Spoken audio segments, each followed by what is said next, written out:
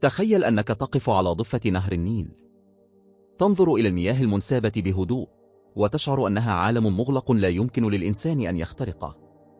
ولكن تحت هذه المياه وعلى عمق كبير تسير قطارات المترو كل يوم، حاملة آلاف الركاب من ضفة إلى أخرى. فالسؤال الذي يفرض نفسه هو: كيف نحفر خطوط المترو تحت نهر النيل دون أن ينهار النفق؟ وكيف نمنع المياه من التسرب؟ وكيف نضمن سلامة المدن والمباني فوقه؟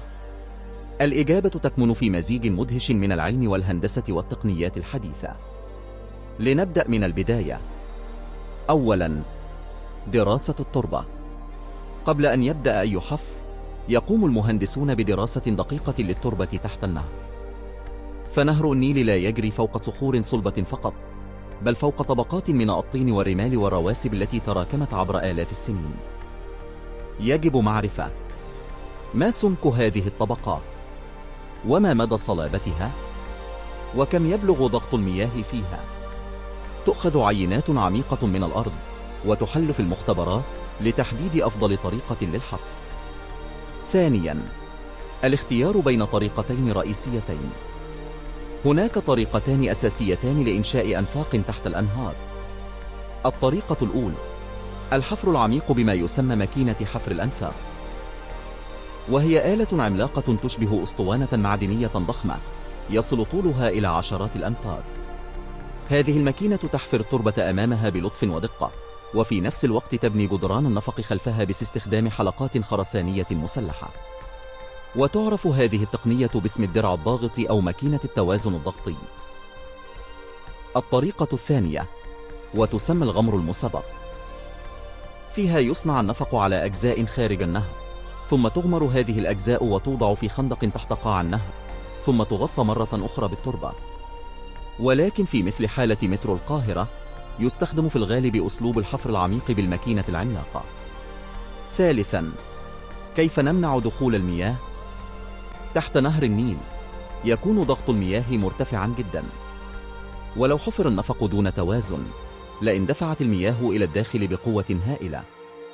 لذلك تعمل ماكينة الحفر على معادلة الضغط، فهي تضبط الضغط الداخلي في واجهة الحفر ليساوي ضغط المياه والتربة في الخارج، وبهذا لا تنهار التربة ولا تتسرب المياه.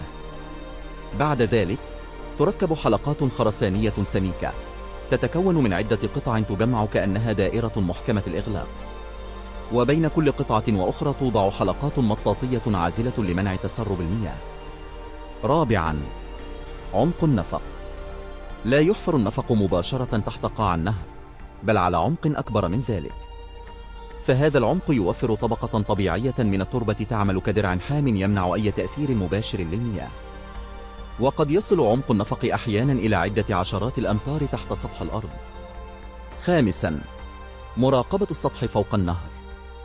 أثناء الحفر توضع أجهزة قياس دقيقة على الجسور والمباني والطرق، ترصد هذه الأجهزة أي حركة أو هبوط طفيف في التربة، وإذا ظهر أي تغير يتم التدخل فوراً لتعديل الضغط أو تدعيم التربة. سادساً، ماذا يحدث لو حدث تسرب؟ النظم الحديثة تحتوي على مضخات طارئة وأنظمة عزل مزدوجة وأبواب مائية تغلق أوتوماتيكياً عند الضرورة، ولذلك فإن نسبة الخطر تكون ضئيلة جداً بفضل التخطيط الدقيق والمراقبة المستمرة. في النهاية، ما نراه كقطار يعبر النيل في دقائق هو نتيجة سنين من الدراسة والعمل والهندسة المعقدة. تحت كل رحلة قصيرة عالم من التقنية والدقة والشجاعة الهندسية. والآن، في المرة القادمة التي تعبر فيها النيل بالمترو، تذكر أنك تمر في أحد أعجب الإنجازات الهندسية تحت المياه.